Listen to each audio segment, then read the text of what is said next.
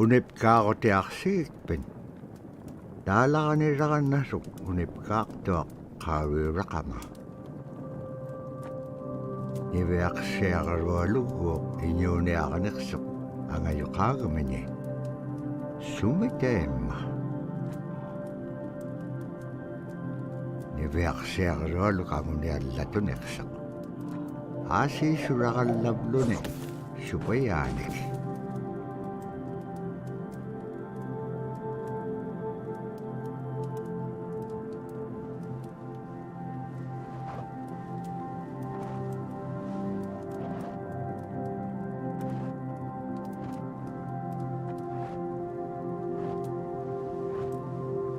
Inyo na ako ting ano kao ti guys. Ano huli nga ilaksok. Ano huli nga ilak pasyon eh. Kisay ma panirinialak sibut. Ibiak siya karulog kisay ma isumekpok. Tabrasi kangit siya siga summan. Ano huli siguro kumagaan. Summan, ano ko lang nga magaan. Tabrasi, kangit siya ko aksiga, summan, ano ko lang siguro kumagaan.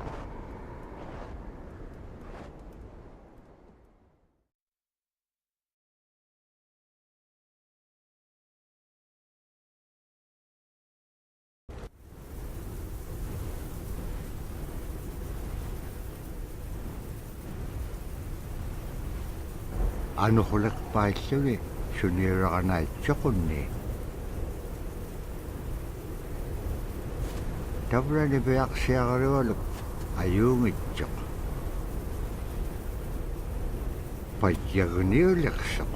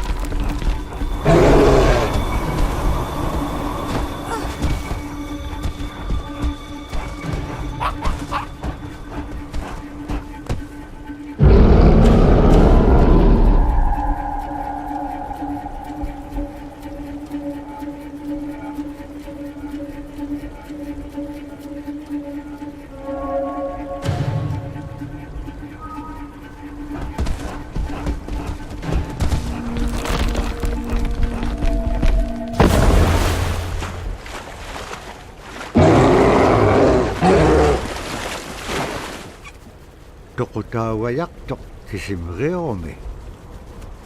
Araan napkangapiak tuk.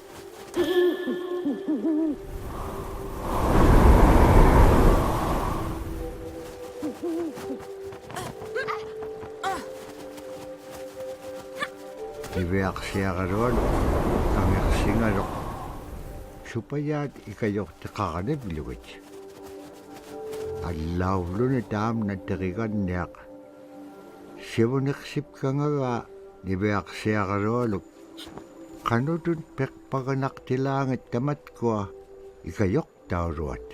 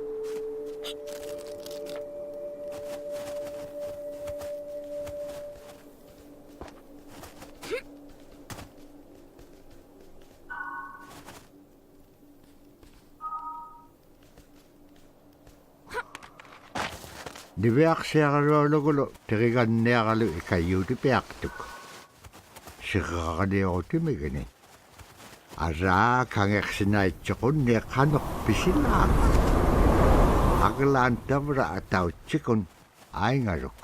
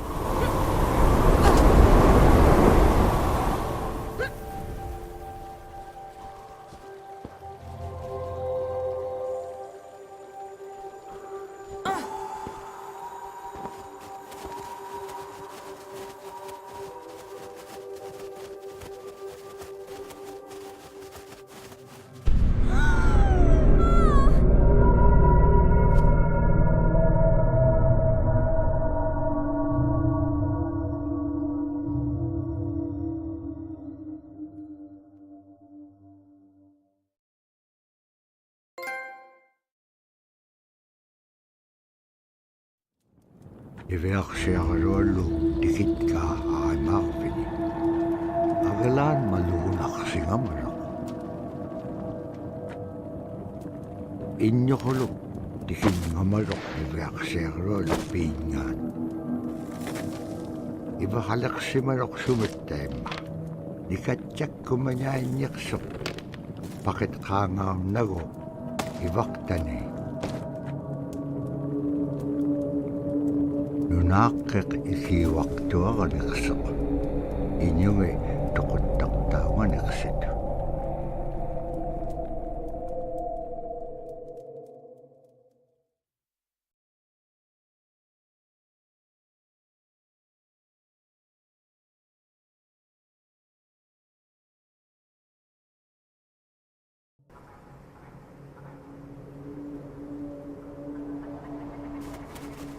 Niveaqsiarluullu upperingitqa tautuktani tautugunartuaq sunapayaaq sequminganiqsoq niveaqsiarluullu iñuniaqatingi pisaullaganiqsut qanuqimña anuqulaqpallqiñam tainnaqumiñaitqa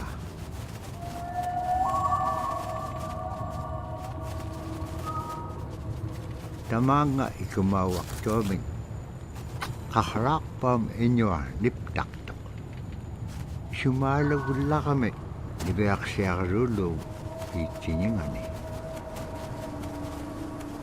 agalaan qahraqpallqiñat sagavingaitsut immiñaurat sagaveqimiut sasamanga nunamin pakagahutin nunaaqimin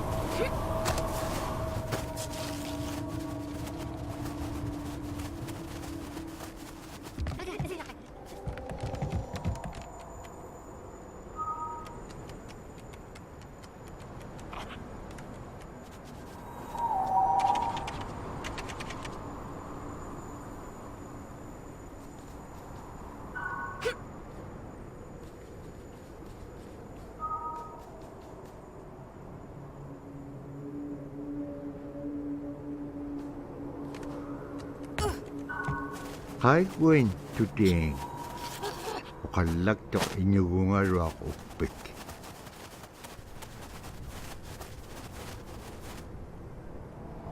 qanuquma ilisimaneqpaqa isumullaktoq niveaqsiagarualuq qanuqkiitapura qaunugingagikpen qillautika piigupku ikayoquniaqalluarikpin kimun tainna nunaaqeq Sabagitilaanga.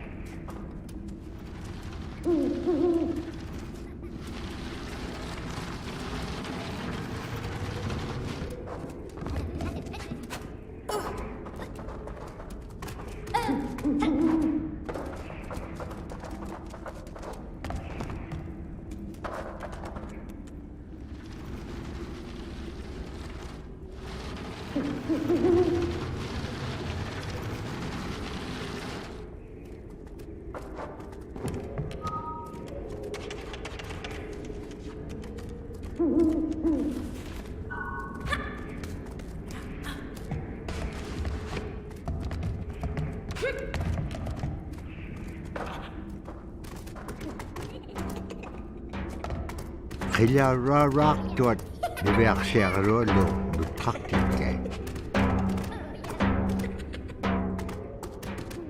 Asi anibliting suna itukto sa urumagan.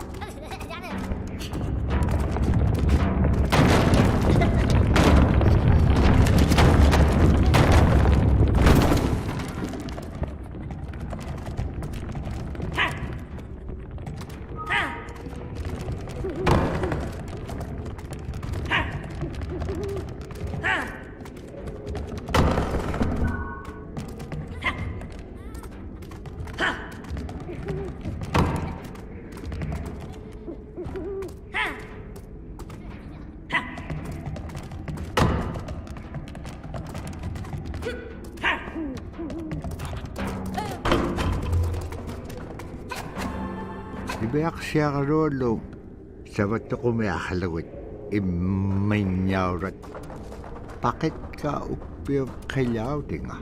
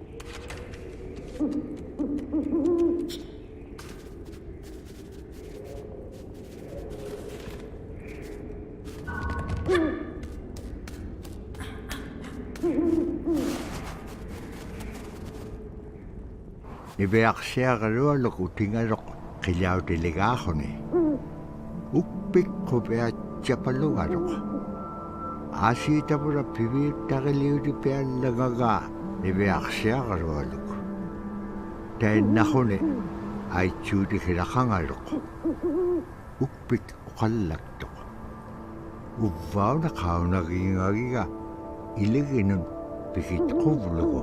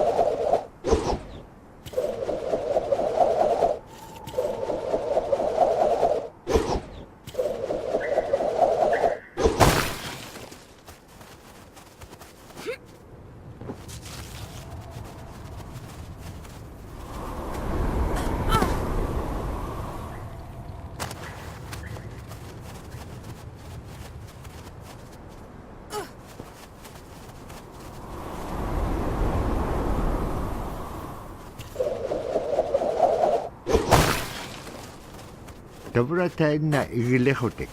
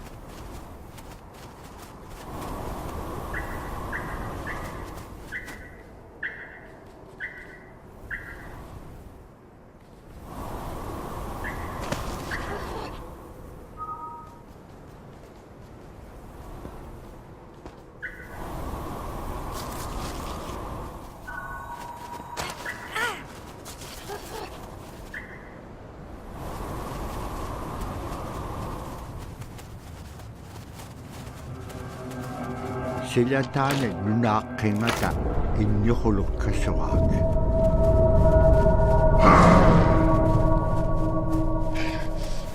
innuquluum tautukamium nutqaqqugaa agalaanniviaqsiaralualuk saperinaqsimalu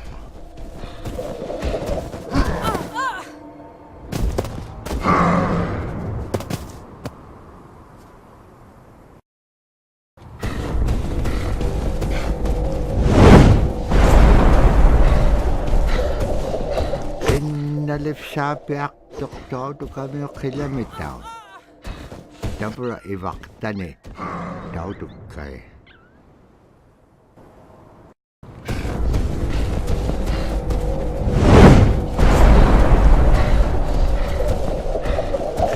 Nalifsaapiaq toqtautukamiu qilamittaun tapura ivaqtani tautukkai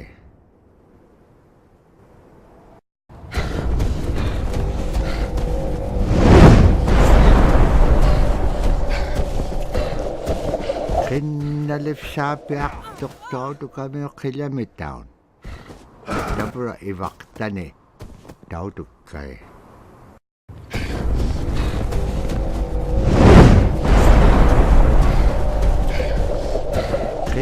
Nalifsaapiaq toqtautukamiu qilamittaun tapura ivaqtani tautukkai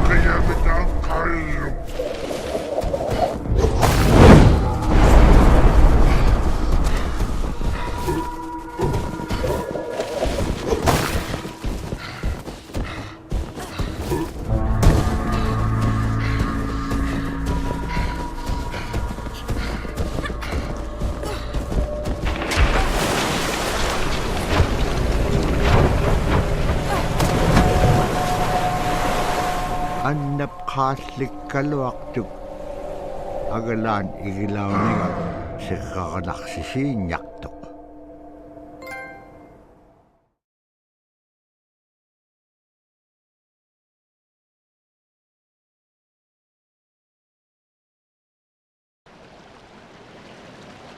Malaguguni uvluguni uisaavlutik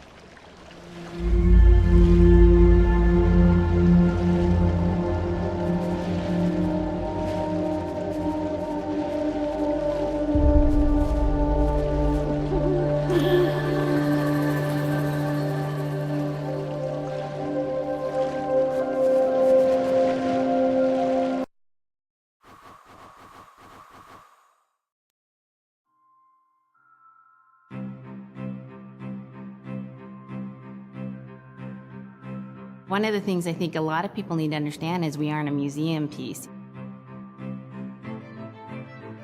The Inupiaq people are a living people and a living culture. Even though we're in northern Alaska, which covers this vast area from Nome all the way over the Canadian border, is that there's this extreme value of interconnectedness and interdependence.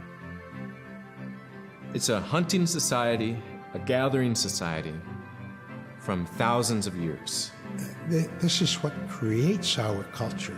That special relationship between humans and the natural world and the animals, and that it teaches you how to have a society that doesn't do too much harm to the world. Love and respect for nature, for one another, for our elders. Very, very fundamental value, key to life. Our values are something that bind us all. The importance of sharing with one another, the importance of spirituality, and the connection to the land, our traditions, how we hunt, sharing of stories and songs and dances. I'm Unipkak. I'm from the Arctic Ocean. I am unipkak. It's very important to me. It's who I am as a person. And we're very proud of who we are, and we want to continue that.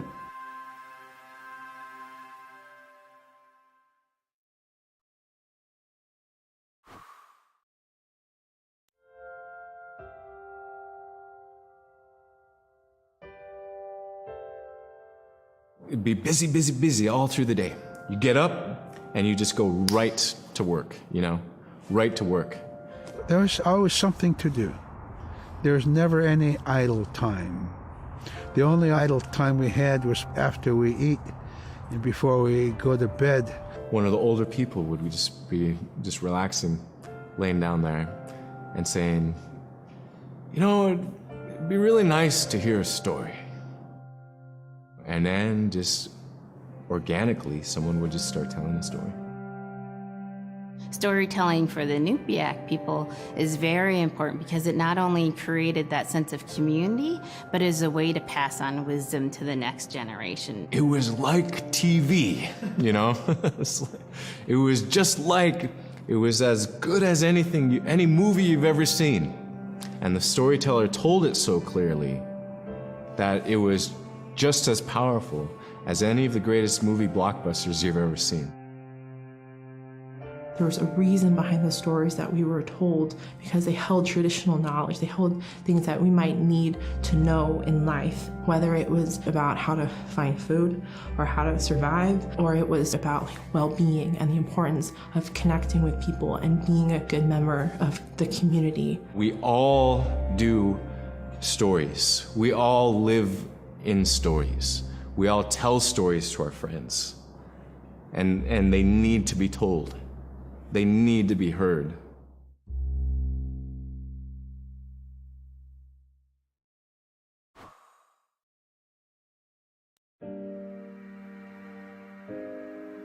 So scrimshaw is this really beautiful method of art that's done either on baleen or ivory, and traditionally it was used to tell stories.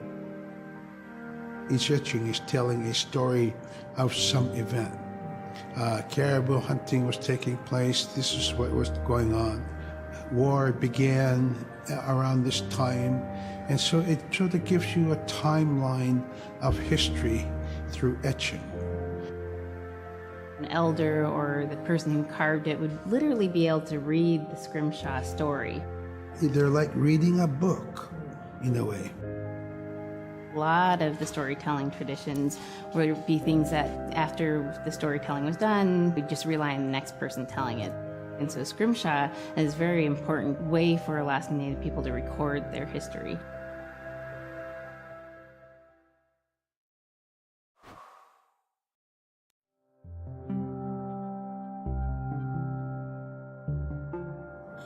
When I was growing up, my grandpa had a pet white fox. If you're a good friend with a fox, when there's danger abound, they try to keep you from getting into trouble.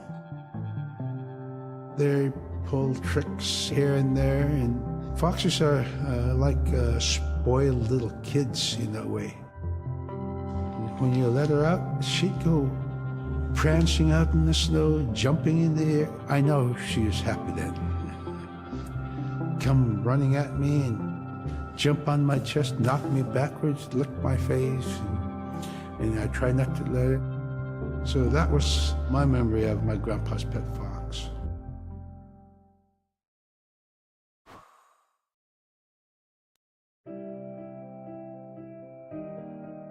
Caribou it provided for us in many ways. Our clothing in those days was made of all caribou skin. I grew up wearing caribou pants, mittens, caribou skin mattress, blankets.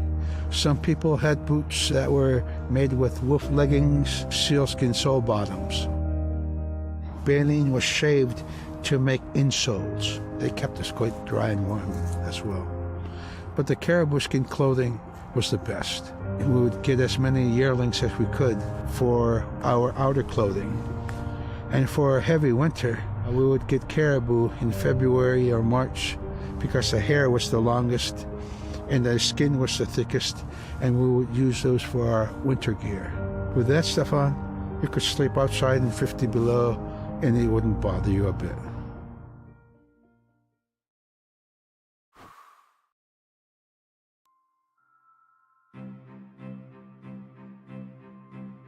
Silla is the weather. It also means the atmosphere. Here's the nuna, or the land. And it's anything from the land into the moon, the sun, the stars. That's Silla. It's a very spiritual, and we have a relationship with Silla. Silla has a soul in the same way we do as people, in the same way animals do. I think spirit helpers in and of themselves are really about how we're connected with things. And so it may be that there is a spirit helper that shows themselves as a bird to show you the way home, or it may be a spirit helper that actually decides to show themselves with the face and body of a man instead of their animal form. And so I think one of the things that's hard to understand is that it's not one way of seeing things, it's one way of knowing you're connected to everything. We've always had that spirituality of everything around us. It's the interaction you have with the air you breathe, the ocean that you gather resources from, the rivers from which you gather fish, the tundra from which you pick berries, the animals that give themselves. It's all of that.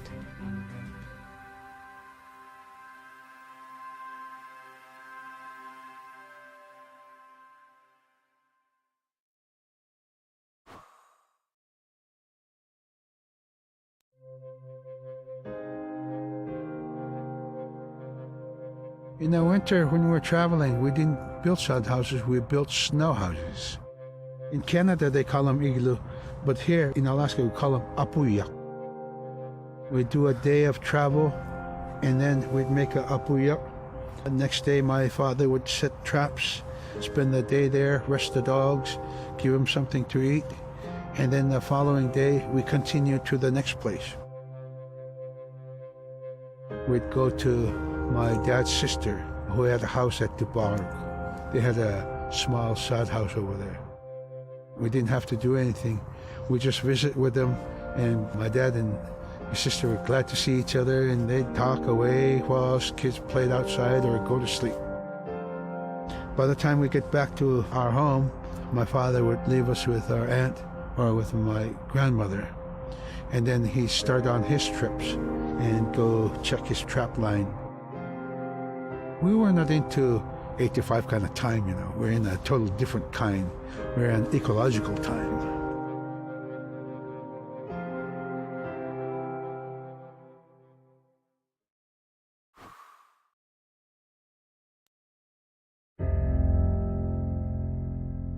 Drum is something that's common to all cultures in Alaska. All cultures have a drum that may have some stylistic differences or differences in the materials that it's made, but it's still in recognition of life and vitality. And the drum mirrors the heartbeat. And when you continue drumming soon, it will be in line with your heartbeat, because that's what it's supposed to be, the heartbeat of the community, and it symbolizes vitality. And it's the most tremendous feeling to be in a room and to have one long row of all the drummers and to have that feeling of unity and everyone beating in harmony, the drum beat in unison. It's the most beautiful feeling. And to know that you're connected, you're on the land that you are connected to. And even if you grew up outside of the community, that which is in you comes from this area. And it's the greatest feeling.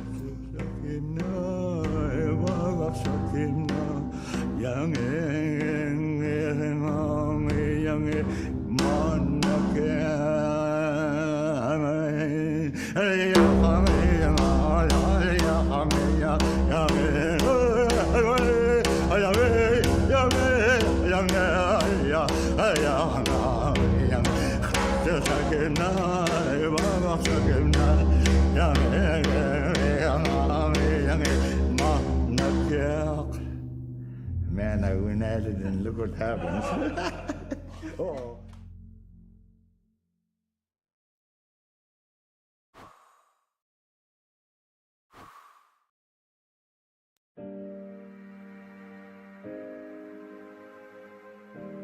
The bola is what we call kilamitang. And the kilamitang is made out of braided sinew tied on to some heavy bone which you could twirl. In my case, we're catching ducks. When we're out whaling, sometimes the ducks start flying. And they're good for duck hunting. You know, if you're a whaling crew, you can't make too much noise. So you can't use a shotgun for getting some duck soup handy, you know. So bola was a really handy weapon to use for catching ducks. You know, the ducks fly in, you throw it up and tangles up the bird, and down they go.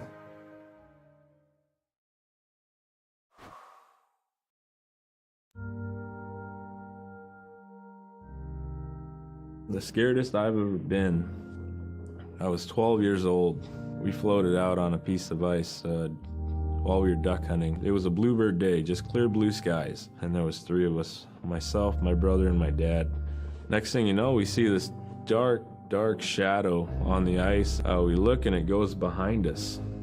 So we all jumped up, startled, and my dad, he started running. We got back to the ridge there. The ice had fractured, cracked, and broke off, and we were floating away. We were drifting.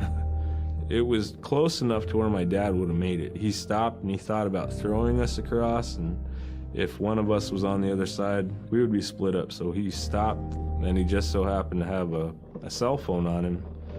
911 didn't pick up. That's the worst feeling in the world right there. 911 did not pick up. So he left a message because they record their calls. Once he had relayed that information, his cell phone died. That was the scariest moment I've ever had in my life. We were floating away and I thought we were left for dead. He kept calm during this situation. He's bringing out everything positive in this case. You know, I'm crying, my brother's freaking out. It went from clear blue to dense fog. Within a couple hours, we heard the chopper flying around, so they must have gotten our message. We thought we were saved, and then the chopper sound went away. So we lit some of the sled on fire. It's plastic. We thought black smoke in the fog would create some kind of marker. Chopper pilot had mentioned when we got rescued, you could see a glow in the fog, and he slowed down there, and sure enough, as soon as he slowed down, we got within visual. That was definitely the scariest moment of my life, was floating away and not knowing what the outcome was going to be.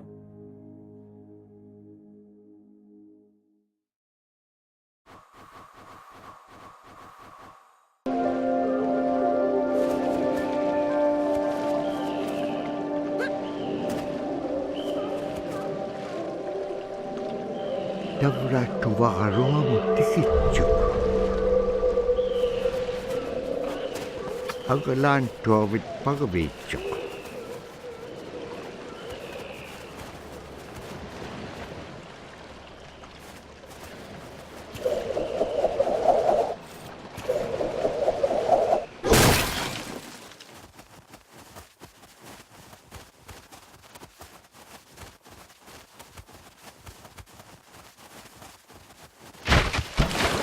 Siku nalunak tok kanok igilakaniak tilanga.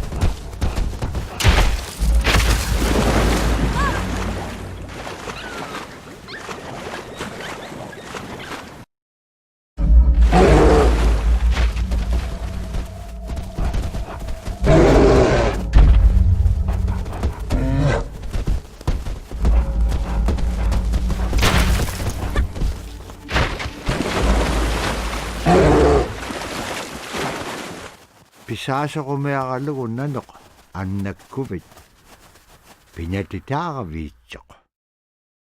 Kaakame nanok nikatjalaitsaq.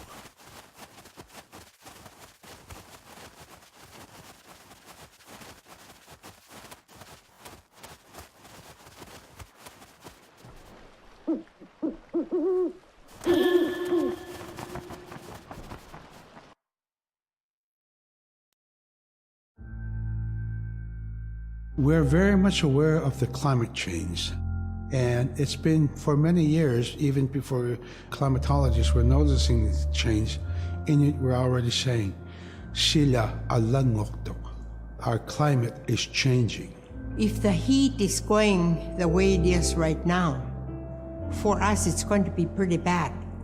Different birds are coming, and they're coming earlier, and sometimes rain is more than what we want, because when there's more rain, we know it's going to melt the permafrost. In my time as a young whaler, when I was 9 years old, we're hunting from ice that was about 25 feet thick. And there was giant icebergs already floating, coming by. That was the first signs of a changing climate. Ice that never broke before was now moving. Now, here it is 50 years later, we're hunting whale from ice that's 18 inches thick. There's no more thick ice. It's creating a malfunction in our whaling season is what it is. Actually more than that, all seasons in general. I think we are more scientists than more people will realize. We have more knowledge of those things than people will ever know.